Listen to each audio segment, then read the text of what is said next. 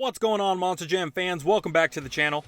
In today's video, we'll be taking a break from the Monster Jam Steel Titan sign-up series and instead diving deep into the archives to revisit a historic event that laid the foundation to one of the greatest events in motorsports. I'm ProjectRodRod and I'll be your host for today. We'll start off with a recap of the event as a whole and then end with some of my own possible hot takes and or opinions. I plan on turning this into a series in the future where we can revisit every World Finals to date, but for now, buckle up and come along for the wild ride that is the Monster Jam World Finals. It all started back on March 25th, 2000 at Sam Boyd Stadium in Las Vegas, Nevada. This would be the home of the Monster Jam World Finals for the next 18 years. Now before we get too far ahead, World Finals 1 isn't technically the first World Finals event, even though it is named World Finals 1. There were many events held before this one in the late 80s running into the 90s that were considered the World Finals, however they were not numbered. They were given the name World Finals since they were the last event of the season. Champions were crowned, however there aren't very many records of these events, most of which were held at the Pontiac Silverdome, the Rosemont Horizon, Houston's Astrodome, and the St. Louis Trans World Dome. Though champions were crowned, many fans, including myself, don't consider these winners or events as part of the official list of World Finals events and winners. Now, back to World Finals 1. The new millennium marked this so-called reboot of the World Finals. 16 trucks would battle it out for a racing and freestyle championship. To begin, the stage was set with a track designed to push these behemoth machines to their limits and introduced one of the most iconic racing styles ever, Vegas style, also known as J-Hook. Here is the legendary roster of iconic trucks and drivers that went head-to-head for the first championship, racing. You had Joe Cypher in Airborne Ranger, Sky Hartley in Sting, Jim Jack in Reptoid, Rob Nell in the mysterious NWO, who at the time, the driver was a mystery, Guy Wood in Bulldozer, Lyle Hancock in WrenchHead.com, Alan Pizzo in Predator, Dave Pizzo in Prowler, John Seasock in Sudden Impact, Scott Stevens in King Crunch, Scott Hartsock in Gunslinger, Medusa in Medusa, who was the first female in the World Finals, Charlie Pauken in WCW Nitro Machine, Jim Kohler in Avenger, Tom Meents in Goldberg, and the icon Dennis Anderson in Gravedigger. The first race of round 1 brought Tom Meents and Goldberg taking an easy win from Charlie Pauken in the WCW Nitro Machine. Next would be Alan Pizzo and Predator knocking out Guy Wood and Bulldozer after Bulldozer made a mistake on the turn. Lyle Hancock and WrenchHead.com would then upset the future two-time racing champ John Seasock and Sudden Impact after an incredible display of horsepower after the turn. Sky Hartley and Sting would then face the mysterious driver in NWO, who we now know as Rob Nell, where Sting would come out on top after a mistake in the turn by NWO. The halfway point in racing would bring Medusa getting an easy win against Joe Cypher in Airborne Ranger after he crashed into the wall, which would then cause him to be out for the rest of the event due to extensive damage to the truck. Scott Hartsock and Gunslinger would then knock out Jim Jack and Reptoid. The second to last race in round 1 would bring Scott Stevens and King Crunch knocking out a future two-time champ, Jim Kohler and Avenger.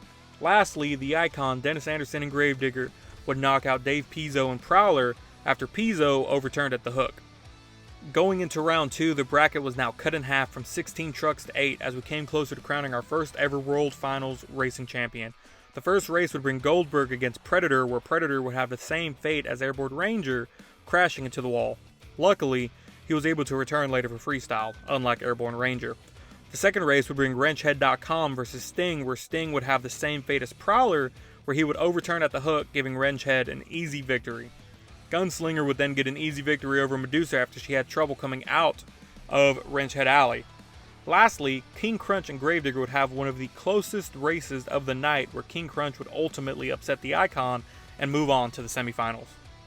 Going into the semifinal round, we were down to the last 4 trucks in the racing competition. The winners of these next 2 races would be our finalists. Goldberg and WrenchHead would start us off with Goldberg getting an easy win and moving on to the championship round. Then, Gunslinger would take the win away from King Crunch after he suffered a blown engine, which would be the end of the rest of his night and disqualify him from Freestyle. And then there were 2, Tom Meents in Goldberg and the late and great Scott Hartsock in Gunslinger. 2 legendary trucks and drivers who were both very capable of winning the first ever official Monster Jam World Finals Racing Championship. Unfortunately, after killing it all night in the left lane, Scott Hartsock would have the same fate as Prowler and Sting and would overturn at the hook, which crowned Tom Meents and Goldberg as your Monster Jam World Finals 1 Racing Champion. The first of many championships by the Professor, Tom Meents. Now, let's talk about the moment that everyone had been waiting for that night, Freestyle. This is where the drivers had 90 seconds to show off their skills and creativity by hitting the obstacles on the course.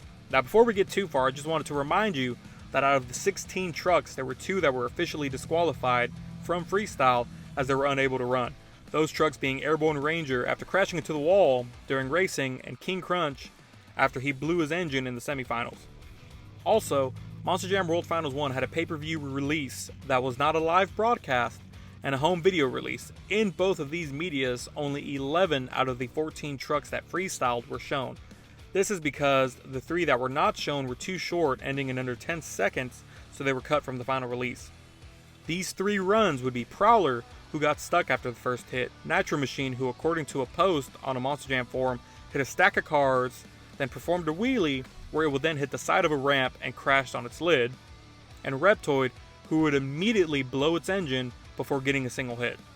For years, these 3 runs were considered lost footage and only images could be found until footage of Prowler's run appeared in the credits of the Crash Madness 1 DVD, and then Reptoid's was later shown briefly in a pay-per-view broadcast.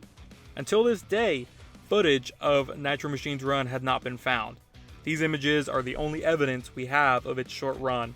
Even though these trucks had very short runs, they still received scores, even Reptoid earning the score of a 4, even though he never hit a single obstacle before blowing his engine at the start of his freestyle run.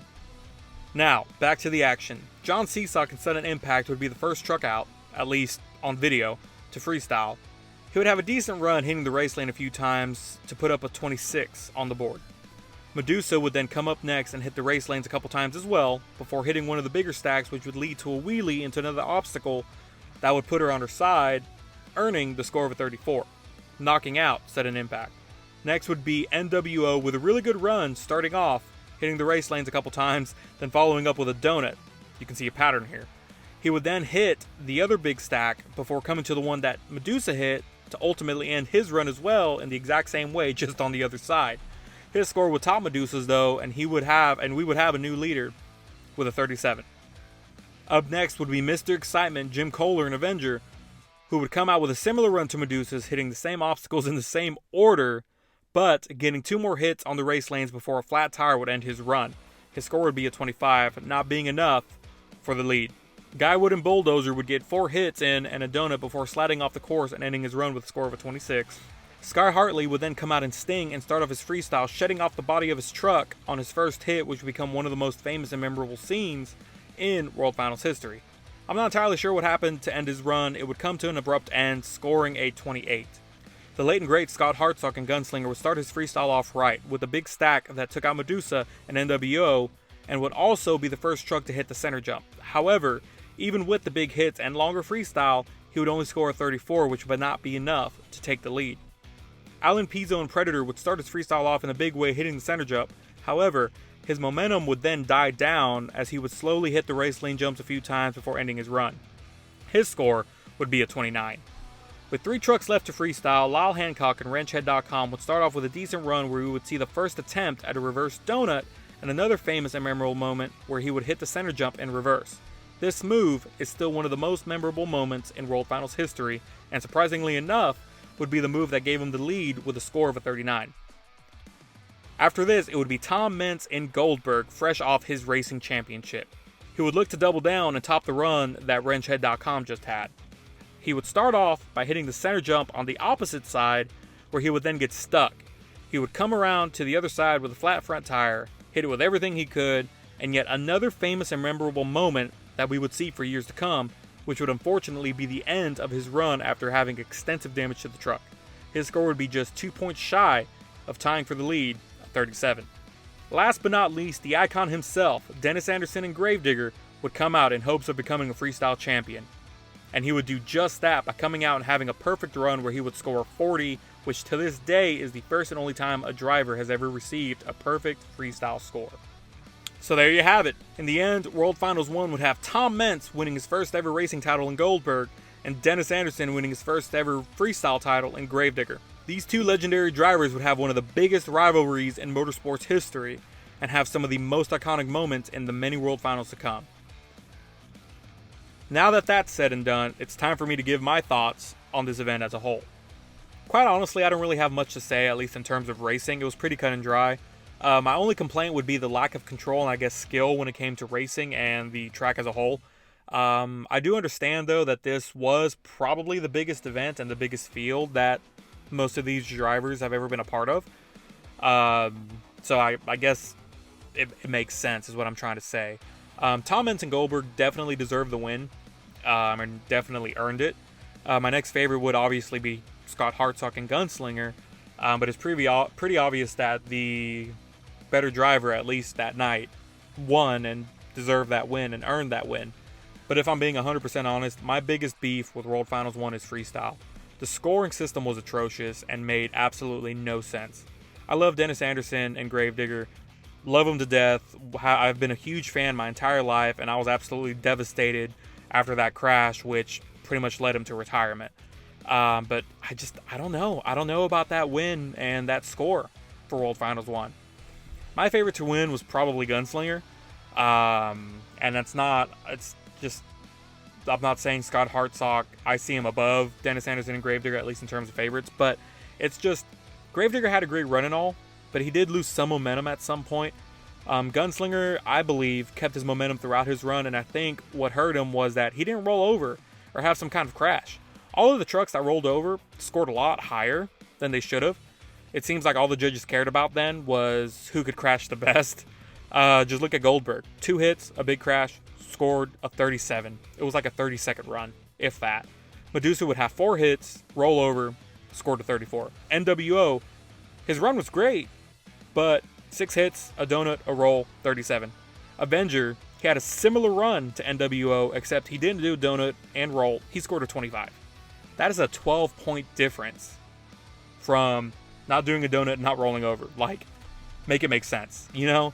And then you have Predator, who had 5 hits, one of those being the center jump, and would spend more time driving around the field than he did hitting jumps. He scored a 29. A 29 after Avenger had more hits and obviously a more exciting run and scored a 25. Like, how? Make it make sense, you know? Sudden Impact would hit the race lanes 8 times, and Bulldozer would hit them 4 times and do a donut. But they both scored a 26. Sudden Impact had at least 30 seconds on Bulldozer. So yeah, Sudden Impact would have at least 30 seconds on Bulldozer in terms of how long his freestyle was. Ranchhead.com would have an attempted reverse donut and 4 jumps, one of which was the reverse jump, and scored a 39.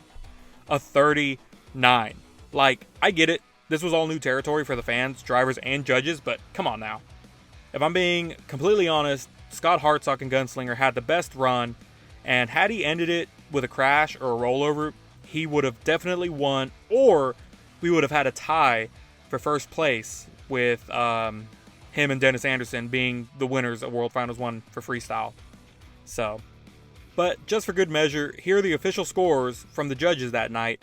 King Crunch and Airborne Ranger did not freestyle due to damage in racing, so they received a DNC or did not compete.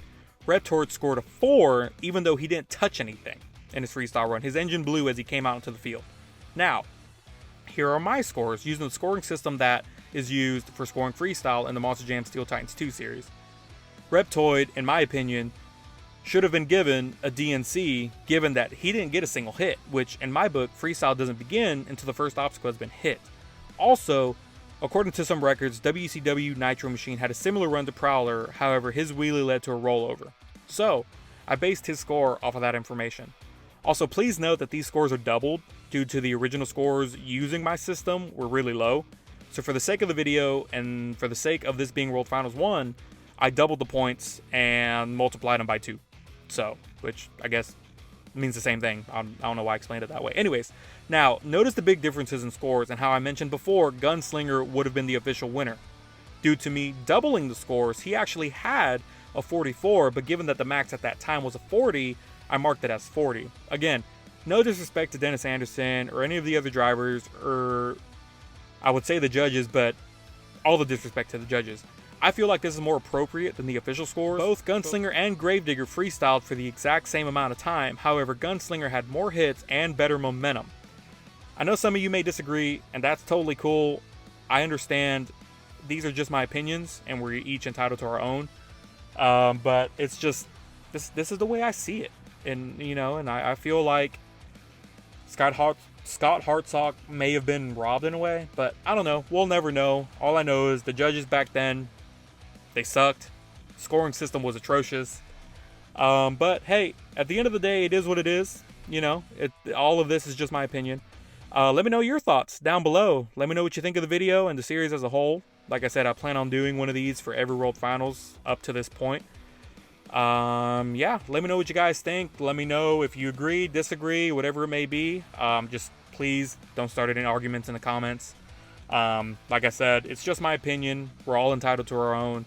So let's all be friendly here, guys. But anyways, keep an eye out for Season 2 of the Monster Jam Steel Titans 2 sign-up series. And I'll see you guys in the next video. Thank you so much for watching.